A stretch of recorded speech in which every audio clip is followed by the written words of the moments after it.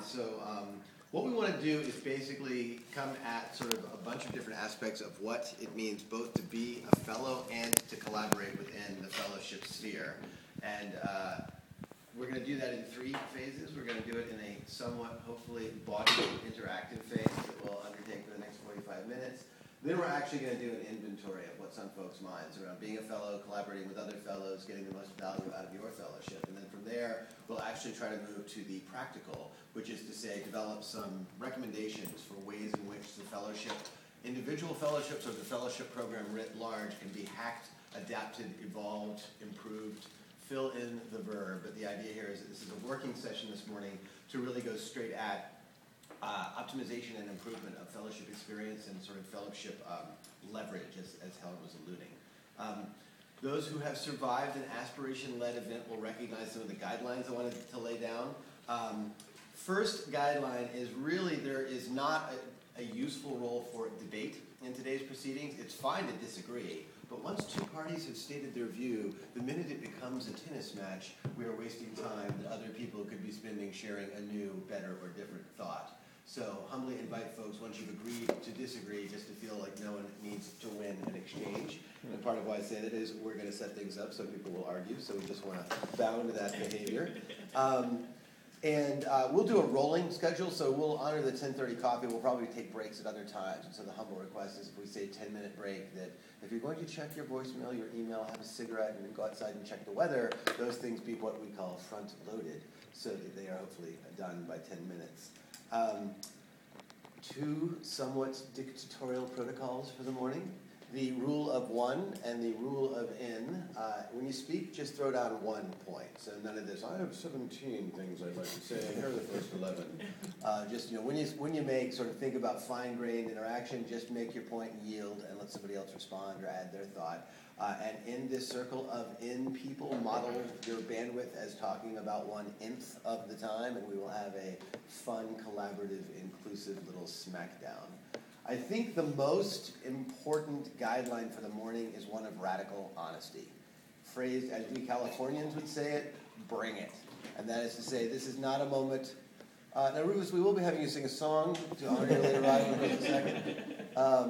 This is not a morning to walk on eggshells, even as you show respect to everyone else around the table. The more honest we can be, the more productive we can be. So I really invite people to not feel inhibited by anything so mundane as a protocol of politeness, though politeness is recommended. Excellent. So that's what's going down. Helen, any other things I should say that I'm forgetting? I think that's a pretty good overview. Cool. Can I get Zen and warm our vocal cords up? I would love, now that we are complete. Rufus, how are you this morning? A little bit out of breath.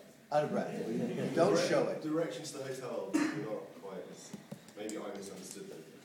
Further down, Kirkiston down. I love passive-aggressive criticism. It's the best. So, hey, groovy go-round, just to get everybody's thoughts engaged in the moment. One thing that you've seen that you noticed since you woke up this morning. It could be the shower head on your shower. It could be the dead bird by the side of the road. But one thing that you have noticed since you started this fine day. Dr. Sermon, can I invite you and your running legs to tell us something you noticed today? Oh, it's a beautiful day outside. I noticed that. Touche.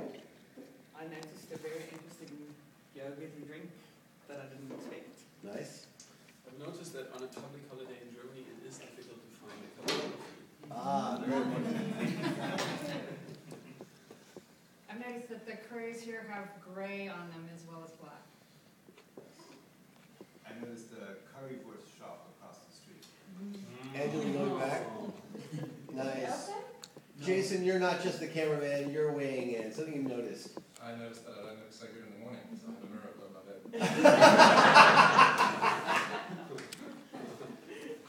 I noticed my room is upside down, so the furniture is hanging from the ceiling. And I thought that most of the furniture was hanging away from my bed, but I actually looked up and noticed there was a table above it. Have you made any placement mistakes yet? Yeah, I'm sure that's Right on. I noticed that today is a wonderful day to share with you. Right on. I noticed that it's very quiet. Public holidays in Germany. 45. There was no one to ask. So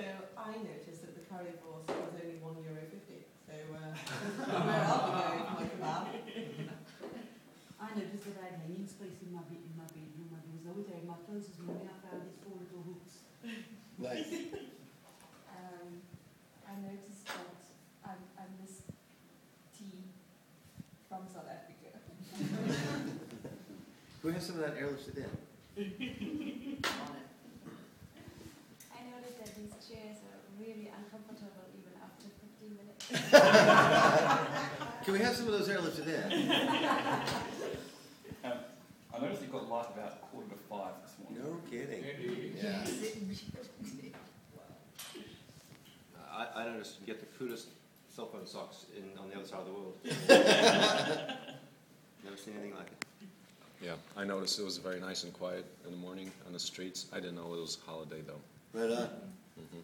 And I noticed that people call them cell phone socks in your part of the world. Right on. Thank you all for indulging in a vocal cord warm-up. So what we would love to do now, there is a format, again, those of you that know me know how much I love the format I call spectrogram. And the idea is, and I will actually walk this out, I want you all to imagine across this part of the room a spectrum of opinion, so I will try not to be blocked by the column. That end of the room represents a location we will label totally agree, and this end of the room represents a position that we will label totally disagree. And what you all are about to be invited to do is to, may I put it politely, mess with one another. What we want you all to do is to source controversial statements about any aspect of being a fellow. So they can be philosophical statements, open will never work. Or they can be operational statements, it really sucks to have to submit a report every 12 hours as a fellow. Or they can be qualitative, it is hard to be a fellow and also be a parent of 14 children. And so, not that anyone would argue with that.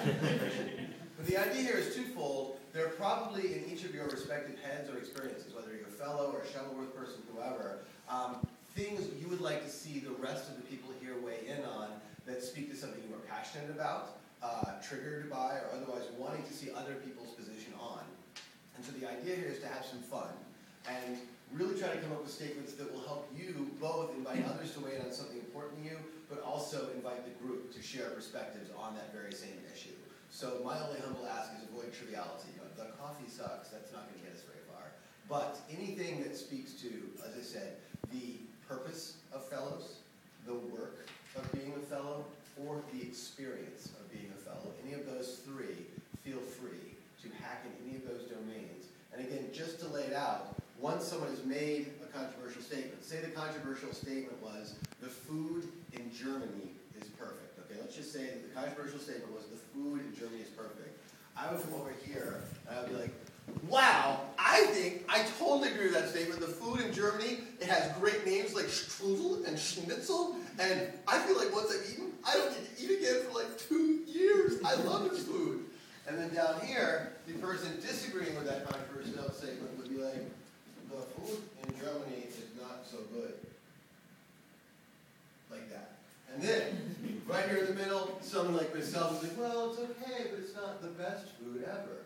So you all make statements that invite other people to pick a position on the line vis-a-vis any kind of controversial statement you all might make in the realm of the Shuttleworth Fellowship experience. Any questions about this complicated process? You are hacking the group. Are we making statements that we believe in ourselves, or are we making statements to be controversial, even if we might be one or other? More the latter. In other words, there's no point in pointless provocation, right? So, like, I'll give you an example of one I would prefer not to see. You know, as an assertion about reproductive rights, Palestine, or the death penalty, right? No, let's not have those arguments. But if it is in any way germane to the philosophy of fellows here at the Shuttleworth Foundation, the work, as in what is working, what is not working, we spend too much time on X, or there is not enough attention paid to Y, things like that. It is basically trying to see how other people feel about something that is in some way important or relevant to your experience. So it should come from here, but no, you don't have to agree with the statement that you put forth. Any other questions? So the way this is going to roll is find the person around this table that you know the least well.